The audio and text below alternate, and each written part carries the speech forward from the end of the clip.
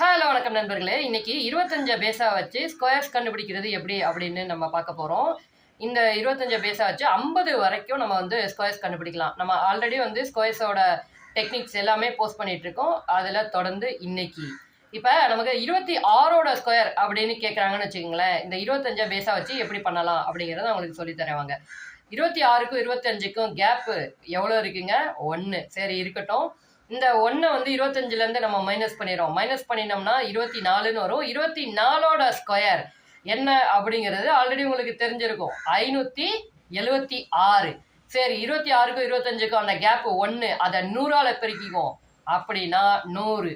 இந்த 576ஐயும் அந்த 100ஐயும் கூட்டினோம்னா 676 அப்படிங்கிறது எதோட ஸ்கொயருங்க? 26ஓட ஸ்கொயர். இப்படிதான் வந்து கணக்கு நீங்க போடணும். சரி, ஓகே, இது 26, இதோட பெருசா சொல்லி கொடுங்களேன் அப்படி நீங்க கேக்குறீங்களா? அதுக்கும் நான் பதில் சொல்றேன்.